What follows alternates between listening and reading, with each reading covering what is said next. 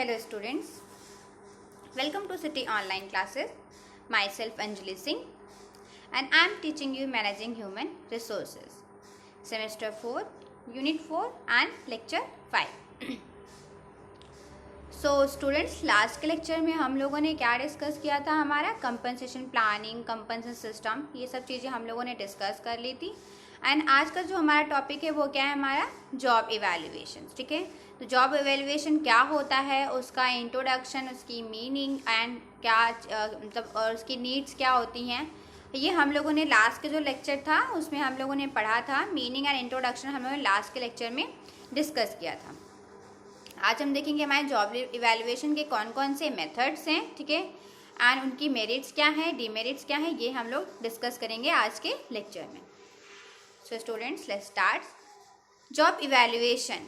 अगर हम job evaluation की बात करें तो उसको इवैल्यूएट करने के दो मेथड्स हैं. फर्स्ट आपका है non quantitative methods and second one is quantitative method. फिर नॉन क्वांटिटेटिव मेथड्स को आपको फर्दर डिवाइड किया गया है टू पार्ट्स में, that is ranking method and job classification method. और अगर हम बात करते हैं क्वांटिटेटिव मेथड की तो उसको भी टू पार्ट्स में डिवाइड किया गया है, point rating method and factor comparison method.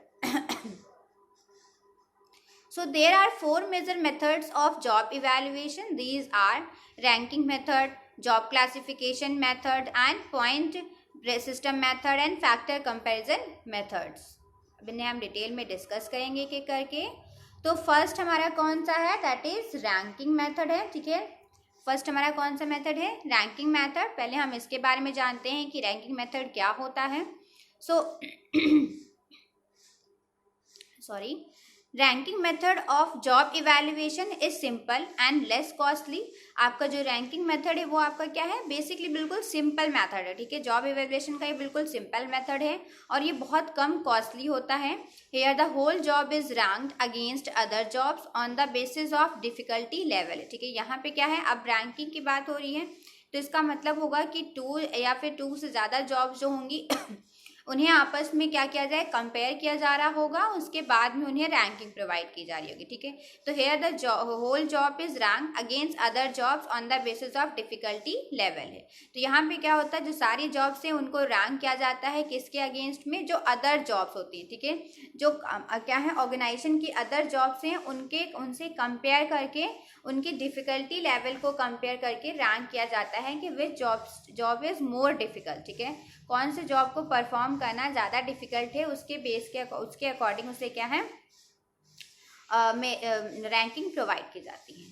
No measurable point और स्कोर वैल्यू आर असाइन. कोई भी मेजरेबल पॉइंट या स्कोर वैल्यू ये सब असाइन नहीं की जाती है. It is simply arranging the jobs in hierarchy. ठीक है, इसमें क्या है? सिंपली क्या करते हैं? जो जॉब्स होती हैं उनको हायरार्की में अरेंज करते हैं उनके डिफिकल्टी लेवल के according. Since job is taken as a whole, no attempts are made to break each job into its composite segments है. तो अगर हम बात करें तो यहाँ पे क्या है? जॉब है, जॉब का जो इवैल्यूएशन होता है और उसकी जो रैंकिंग होती है वो एज अ होल होती है. मतलब इसका ऐसा नहीं है कि अगर उस जॉब को परफॉर्म करने में कई सारे प्रोसेस हैं तो उन प्रोसेस को अलग अलग सेगमेंट्स में डिवाइड कर दिया जाए, ऐसा कुछ भी नहीं होता है. पूरे जॉब को एक साथ क्या किया जाता है? जो है रैंक किया जाता है. तो first the ranking is done by functional areas. सबसे पहले जो रैंकिंग होती है वो किसके अकॉर्डिंग होती है? फंक्शनल एरियाज के थ्रू होती है. Then they are combined for developing and organisational level system है. उसके बाद में क्या है? फिर उन्हें कंबाइन कर दिया जाता है एंड उन्हें ऑर्गेनाइजेशन लेवल सिस्टम के अकॉर्डिंग फिर ऑर्गेनाइज किया जाता है. This method is useful in small organisation with relatively flat structure है. तो ये आपका जो मेथड है, ये जो जॉब इवैल्यूएशन का बेसिकली ये कहाँ पे यूजफुल होता है? जो स्मॉल ऑर्गेनाइजेशन होते हैं, जो छोटे ऑर्गेनाइजेशन होते हैं वहाँ पे यूजफुल होता है और जहाँ का स्ट्रक्चर क्या होता है? फ्लैट होता है. तो one of the major limitation of any ranking is the relative position and distance of one job compare to other job है. अब सबसे बड़ी प्रॉब्लम क्या है रैंकिंग की? तो वो है डिफिकल्टी क्या है कि जो एक जॉब को दूसरे जॉब से जो कंपेयर करना होता है ये थोड़ी सी डिफिकल्ट चीज़ होती है. This method fails to indicate the degree of difficulty which often creates a basis for disagreeing on the pricing of jobs. फिर नेक्स्ट हमारा मेथड क्या है, जॉब क्लासिफिकेशन मेथड। ठीक है, कि इसमें क्या है, आपको जॉब को क्लासिफाई किया गया है। सेकेंड मेथड है आपका जॉब क्लासिफिकेशन मेथड। तो this method was made particularly by the US court service commission. This consist, ये जो आपका मेथड था उसको पर्टिकुलरली किसने बनाया था, इसको यूएस कोर्ट सर्विस कमीशन ने बनाया था। ठीक है, this consist of first identifying classes. ठीक है, कैटेगरीज और ग्रेड्स है। ये क्या है, ये पहली बार ने क्लासीफाई किया था किसमें, कैटेगरीज में एंड ग्रेड्स में जॉब को। After this their level of difficulty is identified by defining its specification and then individual jobs are classified in these grades. ठीक है, सबसे पहले क्या करते हैं, जो जॉब्स होती हैं उनको क्लासीफाई कर देते हैं, कैटेगरीज और ग्रेड्स में डिवाइड कर देते हैं। उसके बाद में ये आइडेंटिफाई करते हैं और ये जो उसको डिफाइन करते कि आइडेंटिफाई करते हैं कि जो जॉब है उनकी उस पर्टिकुलर उनका डिफ़िकल्टी लेवल क्या है। ठीक है, उनकी डिफ़िकल्टी उस जॉब को परफॉर्म करने में क्या क्या डिफ़िकल्टी फेस करनी पड़ रही हैं, एंड डिफाइन करते हैं क्या उसका स्पेसिफिकेशन, कि वो जो पर्टिकुलर जॉब है वो किस चीज़ में स्पेसिफाई है। ठीक है, क्या स्पेसिफिकेशन है उस जॉब की, उसको वो डिफाइन करते हैं। And then individual jobs are classified in this grades है। उसके बाद क्या है, फिर जो जॉब्स होती हैं उन्हें क्या कर देते हैं, उन ग्रेड्स के अकॉर्डिंग क्लासीफाई करते हैं। द इंडिविजुअल जॉब्स में come from various functional areas with common responsibilities and work compensation level for each category are allocated and employees working in various departments and sections में end up getting the same compensation level as long as they belong to the same grade। ठीक है, तो ये जो आपकी jobs हैं ये क्या है, बहुत सारे फंक्शनल एरियाज से आती हैं, जो बहुत सारे क्या है डिपार्टमेंट में डिफरेंट फंक्शनल एरियाज हैं, वहाँ से इन जॉब्स को लिया जाता है। एंड उनके कॉमन जो रिस्पॉन्सिबिलिटीज़ होती हैं, उनकी जो कॉमन रिस्पॉन्सिबिलिटीज़ होती हैं, कंपनसेशन लेवल होता है, उसके अकॉर्डिंग क्या है उन्हें डिवाइड किया जाता है। In this system, job as a whole is taken into consideration with little or no attention to its component part है। इस सिस्टम पे भी क्या है कि जो जॉब है वो एज अ होल कंसिडर किया जाता है, इसमें भी ऐसा नहीं है कि जॉब को पॉइंट्स में डिवाइड किया जाए। थर्ड मेथड हम देखें तो क्या है, पॉइंट सिस्टम मेथड है। तो this method consist of first developing की compensation factors on which each job must be evaluated है। अब ये जो आपका मेथड है इसमें क्या है, आपका फर्स्ट डेवलपिंग की कंपनसेशन मेथड है आपका। ठीक है, एंड इसमें क्या है कि कंपनसेशन फैक्टर्स ऑन विच, जिसके अकॉर्डिंग देखो इसमें क्या है कि जो कंपनसेशन फैक्टर्स के अकॉर्डिंग क्या किया जा रहा है, जितने भी जॉब हैं वो इवेलुएट किए जा रहे हैं। तो द कैलकुलेशन ऑफ दीज की फैक्टर्स इज कॉल्ड मैनुअल्स और यार्डस्टिक है। तो जो की फैक्टर्स होते हैं, मतलब जो मेन फैक्टर्स हैं उस जॉब के, उनका जो कैलकुलेशन होता है ना, उनका जो क्या कहते हैं, उनका जो कैलकुलेशन क्या आता है, जो कलेक्शन क्या आता है उनका, वो क्या है, ये जो कलेक्शन है वो क्या है उनका मेन मैनुअल से और मेन यार्डस्टिक है, क्योंकि उसके बेस पे ही क्या, उन फैक्टर्स के बेस पे ही उस जॉब को इवेलुएट किया जाएगा। तो these manuals can be developed on the basis of the organisations own experience और those developed by industry wide organisation है। तो ये जो मैनुअल्स होते हैं वो क्या है कि वो डेवलप किए जाते हैं किसके बेस पे, जो ऑर्गेनाइजेशन का खुद का एक्सपीरियंस होता है उसके बेस पे डेवलप किए जाते हैं। एंड दूसरा क्या है कि ये इंडस्ट्री वाइड भी क्या किए जाते हैं, जो इंडस्ट्री वाइड जो ऑर्गेनाइजेशन है उसके अकॉर्डिंग भी डेवलप कर दिए जाते हैं। ठीक है, वैसे एक पर्टिकुलर इंडस्ट्री के लिए कुछ पहले से ही डिफाइंड मैनुअल्स या पहले से डिफाइन क्या हो गए, स्टैंडर्ड्स या यार्डस्टिक हो गए हैं। ठीक है, तो वो सारे उस तरह की जितनी भी इंडस्ट्रीज होंगी वहां पे वो क्या हो जाएंगे, फॉलो होंगे। each of these job comparable factors have a scale value which defines a degree of presence of that factor। ठीक है, तो जितने भी क्या है each of these, जितने भी ये कंपेरेबल फैक्टर्स है उनकी अपनी एक स्केल वैल्यू होती है, जो कि क्या है, जो डिफाइन करते हैं कि उसमें उस पर्टिकुलर जॉब में वो फैक्टर कितना प्रेजेंट है और कितना प्रेजेंट नहीं है। ठीक है, each job is rated on these key factors and a value is assigned है। तो जितने भी जॉब होते हैं ना वो इन्हीं की फैक्टर्स के अगेंस्ट क्या किए जाते हैं, रेट किए जाते हैं, और उसके अकॉर्डिंग क्या है उनको वैल्यू असाइन की जाती है। ठीक है, कितना ज़्यादा उसमें वो की फैक्टर जो है वो प्रेजेंट है उसके अकॉर्डिंग क्या की जाती है, उसको वैल्यू असाइन की जाती है। At the end of this exercise, the values at each factor are added to get a total score, which is then converted into a compensation level। इस मेथड के अगर हम एडवांटेज की बात करें तो क्या है, तो point system provides flexibility and forms the basis of comparing job on the same factors. Once the manual is developed, job evaluation becomes simple and easy. However, same cluster of factors cannot be used for all classes of jobs in the organization है. तो आपका क्या है, जो point system है ये आपको एक फ्लेक्सिबिलिटी प्रोवाइड करता है, ठीक है, जॉब्स को कंपेयर करने में. एंड साथ में क्या, अगर आप पहले से एक मैनुअल जो डेवलप कर लेते हैं तो जॉब का इवैल्यूएशन करना है वो और ज़्यादा सिंपल बन जाता है और ज़्यादा ईजी हो जाता है. नेक्स्ट आपका है मेथड इसमें फैक्टर कंपैरिजन मेथड. अब यहाँ क्या है कि जो डिफरेंट फैक्टर्स थे उनको कंपेयर किया जा रहा है, उनके कंपैरिजन की बात हो रही है, इसके नेम से ही पता चल रहा है. तो ये क्या है, factor comparison method. Factor comparison method is complicated and expensive. ये जो मेथड होता है आपका वो क्या होता है स्टूडेंट्स, कंपल्सरी कॉम्प्लिकेटेड होता है एंड थोड़ा एक्सपेंसिव होता है. It requires the consultation of experts who are specialist for comparison and appraisal of job है. अब ये एक्सपेंसिव क्यों होता है, कॉम्प्लिकेटेड एंड एक्सपेंसिव क्यों होता है, क्योंकि यहाँ पे क्या है, इस मेथड को अगर आप अडॉप्ट कर रहे हैं तो आपको एक्सपर्ट की नीड होगी, ठीक है, आपको स्पेशलिस्ट की नीड होगी जो उस पर्टिकुलर अप्रेजल, जो जॉब के अप्रेजल में क्या होंगे, अप्रेजल एंड कंपैरिजन में एक्सपर्ट होंगे, ठीक है, आपको ऐसे स्पेशलिस्ट की नीड होगी. अब अगर आप ऐसा कोई एक्सपर्ट या स्पेशलिस्ट लेकर के आते हैं, अपॉइंट करते हैं उन्हें, तो क्या होगा, आपके लिए वो एक्सपेंसिव होगा ना, कि आपको क्या करना पड़ेगा, उन्हें अलग से पे करना पड़ेगा. इसलिए क्या है, थोड़ा सा कॉम्प्लिकेटेड भी है और थोड़ा सा एक्सपेंसिव मेथड भी है. These factors are those that are found to the same degree in all the jobs. अब यहाँ पे जो फैक्टर डिसाइड होते हैं कि कौन से फैक्टर का कंपैरिजन करना है, तो ये वो फैक्टर्स होते हैं जो कि क्या है, सारी जॉब्स में क्या होंगे, सेम होंगे, ठीक है. The weightage of these factors are pooled judgment of a group of experts on key job and not as arbitrary as in point system है. तो the current rate of pay is used as a basis for developing weightage for each of the demerits of compensatory factors for all the key jobs. तो जो current rate होता है, जो कि पे किया जा रहा होता है, उसके बेस पे क्या है, जो वेट्स हैं वो डेवलप किए जाते हैं, ठीक है.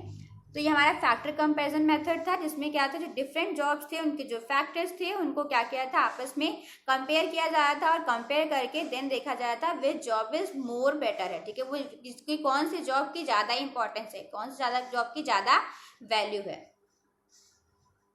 फिर प्रिंसिपल की हम बात करें, अगर प्रिंसिपल ऑफ जॉब इवैल्यूएशन है तो कौन कौन से प्रिंसिपल हैं, तो based on following principle job evaluation would be more effective for the organisation. First आपको कौन सा है, it must be kept in mind that jobs are to be rated and not the person who carries the job. हाँ, पहली बात तो ये याद रखने वाली है कि जॉब इवैल्यूएशन में क्या होता है, जो वो पर्टिकुलर जॉब है ना, उस जॉब को इवैल्यूएट किया जाता है कि उस जॉब की वैल्यू क्या है, ऑर्गेनाइजेशन में वो जॉब कितना कंट्रीब्यूट कर रही है, ठीक है. उस यहाँ पे एम्प्लॉय का इवैल्यूएशन नहीं होता है, ठीक है, वो जो पर्सन है जो उस जॉब पे बैठा हुआ है, जो उस पोजीशन को होल्ड कर रहा है ना, उस पर्सन का इवैल्यूएशन नहीं हो रहा है. ये आप याद रखिएगा कि जॉब इवैल्यूएशन में क्या होता है, जो जॉब होती है ना उसको रेट किया जा रहा होता है, उस पर्सन को रेट नहीं किया जा रहा होता है जो उस जॉब को होल्ड कर रहा होता है, जो उस जॉब की पोजीशन को होल्ड कर रहा होता है उसको रेट यहाँ पे नहीं करते हैं. तो all elements of rating must be explained to the raters as there is chances that the rater overlap the rating if he/she did not understand the rating process है. अब चूंकि अगर आप बाहर से किसी एक्सपर्ट को बुला रहे हैं, ठीक है, आपने किसी बाहर को एक्सपर्ट से बुलाया या फिर आप बाहर का कोई एम्प्लॉय बुला रहे हैं, ठीक है, और उससे आप रेटिंग करवा रहे हैं जॉब की, तो ये आपके लिए इम्पॉर्टेंट है कि आप रेटिंग कराने से पहले, आप उसका जो भी इवैल्यूएशन करा रहे हैं वो इवैल्यूएशन कराने से पहले आप उस पर जो आपका रेटर होगा उसको सारे फैक्टर्स, जो भी आपके चीज़ें हैं, सारी जितने भी एलिमेंट्स हैं उस जॉब से रिलेटेड, आप वो सारी चीज़ें क्या करें, उस बंदे को, उस रेटर को एक्सप्लेन कर दें, उसे पहले से बता दें, जिससे किसी भी तरह की प्रॉब्लम ना हो रेटिंग में, किसी भी तरह की ओवरलैपिंग ना हो, है ना, तो जिससे क्या हो, उन्हें अंडरस्टैंड करना उनके लिए ईजी हो जाए उस जॉब को. थर्ड वन देखें तो all elements of rating must be easy to understand. सच में एग्जैक्टली अगर हम देखें तो क्या है कि अगर जो एलिमेंट्स होंगे वो डिफिकल्ट होंगे, ठीक है, जो एलिमेंट्स होंगे डिफिकल्ट होंगे, उन्हें कॉम्प्लिकेटेड लैंग्वेज अगर यूज़ की गई होगी, ठीक है, कॉम्प्लेक्स लैंग्वेज यूज़ की गई होगी, है ना, तो क्या है, तो लोगों को वो समझ नहीं आएगी, जो रेटर्स होंगे फिर उन्हें समझ नहीं आएगी. तो ये यहाँ पे ये ध्यान रखना है कि जो एलिमेंट्स हैं उन्हें इस तरह से डिफाइन किया जाए, इस तरह से जो है डिफाइन किया जाए कि वो इजीली अंडरस्टैंड हो सके, ठीक है, इजीली लोग उसे समझ सकें, जिससे कि क्या हो कि जो रेटिंग है वो प्रॉपर वे में हो सके. फोर्थ अगर हम देखें तो foreman should participate in the rating of their own department. अब ये है कि जिस डिपार्टमेंट का इवैल्यूएशन हो रहा है, ठीक है, अब अगर फोरमैन डिपार्टमेंट का हो रहा है इवैल्यूएशन तो वो खुद पार्टिसिपेट करें अपने उस डिपार्टमेंट की इवैल्यूएशन में, तो ये थोड़ा सा ज़्यादा बेटर होगा। And money value should be awarded in discussion with the employees. हाँ, और दूसरी चीज़ ये होती है कि जब भी क्या है, अगर आप जॉब का इवैल्यूएशन करने के बाद में आप अपने एम्प्लॉय के साथ में डिस्कशन कर रहे हैं तो वहाँ पे उनके साथ में जो उस जॉब की मनी वैल्यू है उसकी बात नहीं करेंगे, उसके बारे में कोई भी डिस्कशन नहीं करेंगे, इस चीज़ के बारे में ध्यान रखेंगे। This must be target towards the other elements of job as money value will lead to juggling है, ठीक है। इससे क्या होता है, लोगों के बीच में थोड़ी सी मिसअंडरस्टैंडिंग हो लग जाती है, ठीक है। तो मनी वैल्यू को यहाँ पे नहीं कंसिडर करना चाहिए, उसे क्या कर देना चाहिए, स्किप कर देना चाहिए। फिर हम बात करते हैं क्या, objectives and need of job evaluation है कि ऑब्जेक्टिव्स क्या हैं एंड नीड क्या है जॉब इवैल्यूएशन की। तो job evaluation fulfils the following objective. First one is to see that equal wages are paid to qualified employees who carries the same work है। अब ये देखना कि जो वैल्यू की मतलब ऐसे एम्प्लॉय जो कि क्या कर रहे हैं, सेम क्वालिफाइड है, ठीक है। सोचिए अगर कोई वो क्वालिफाई कि एक ही जैसे एम्प्लॉयज हैं, वो सेम क्वालिफिकेशन है, उनकी सेम स्किल है, सेम तरह का वर्क परफॉर्म कर रहे हैं, बट उनको जो सैलरी मिल रही है, उनको जो कंपनसेशन मिल रहा हो वो डिफरेंट हो, तो क्या वो एम्प्लॉयज जो है सेटिस्फाइड होंगे, नहीं होंगे। इसलिए क्या होना चाहिए, इसलिए जॉब इवैल्यूएशन की जाती है जिससे कि जो एम्प्लॉयज हैं जो कि सेम तरह की क्वालिफिकेशन होल्ड करते हैं, सेम तरह की जॉब की होल्ड कर रहे हैं, तो उनको इक्वल वेजेस प्रोवाइड की जाए।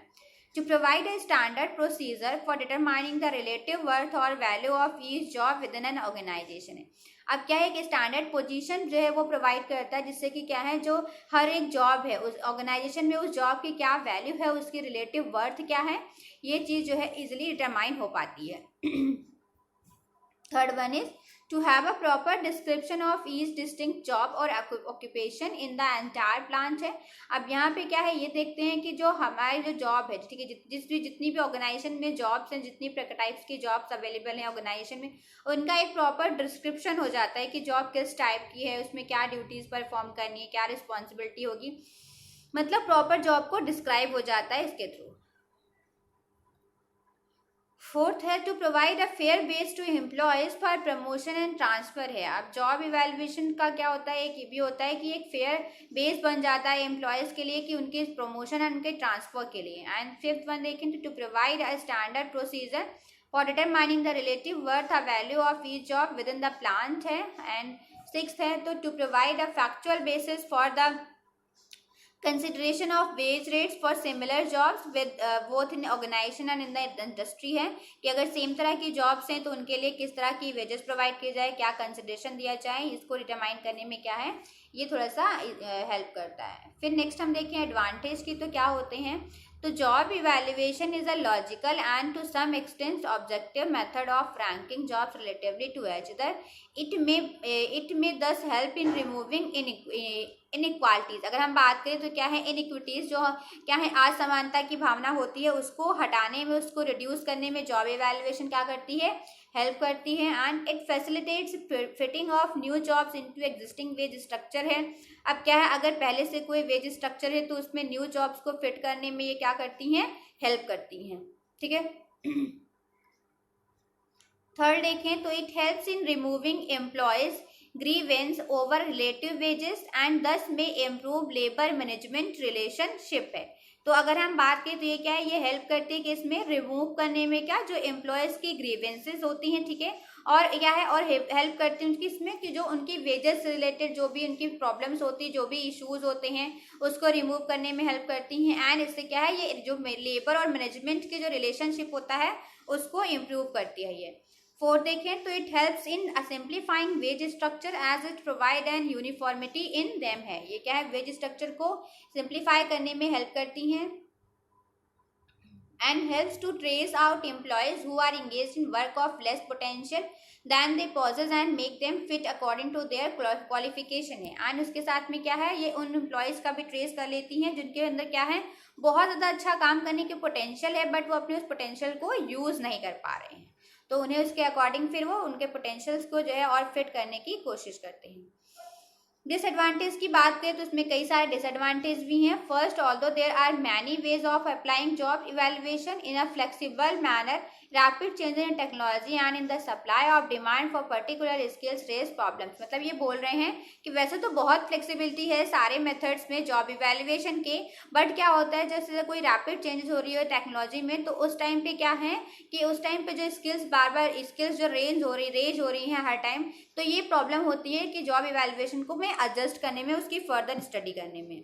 फिर when there is a large proportion of incentive workers and specially when incentives has to be charge frequently, difficult to maintain a reasonable and acceptable structure as relative earning से कह रहे हैं. अब ऐसे क्या है यहाँ के, जब ऐसा होता है कि जो वर्कर्स है वो इस टाइप के हैं जिनको बहुत ज़्यादा इंसेंटिव प्रोवाइड की जाए, तो उस केस में क्या है ये डिफिकल्ट होता है मेंटेन करना एक रीजनेबल स्ट्रक्चर किसका, अर्निंग्स का. फिर हम देखें तो in particular the process of job rating is to some extent arbitrary है because few of the factor. कह रहे हैं क्योंकि हर जॉब क्या है आर्बिट्रेरी, मतलब अलग अलग होते हैं, सबके फैक्टर सेम नहीं होते हैं, तो उनको मेजर करना बहुत ज़्यादा डिफिकल्ट हो जाता है, वहाँ पे ग्रेटर एक्यूरेसी की नीड होती है.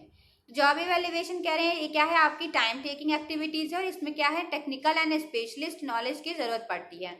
Trade unions often regards the method with substitution and it. कभी कभी क्या होता है ट्रेड यूनियंस होते हैं वो सपोर्ट में नहीं होते हैं इवेल्युएशन करने के, तो उस केस में भी क्या है जॉब इवेल्युएशन करना थोड़ा सा डिफिकल्ट हो जाता है. तो this is not suitable when there is a frequent change in the wage structure in the short term. अब वहाँ पे सुटेबल नहीं होता है जब वेज स्ट्रक्चर क्या है बहुत जल्दी जल्दी क्या होता है चेंज हो रहा होता है, बहुत जल्दी स्ट्रक्चर में चेंजेस आते हैं, वहाँ पे जॉब इवेल्युएशन करना थोड़ा सा डिफिकल्ट वर्क हो जाता है. सो स्टूडेंट्स आज की लेक्चर में हमारा इतना ही है. आई होप आप लोगों को समझ आया होगा एंड आप लोग अपना लॉकडाउन एंजॉय करते करते अपनी स्टडी भी एंजॉय कर रहे होंगे. सो आप लोग ऐसे ही पढ़ते रहिए, एंजॉय करते रहिए, ठीक है.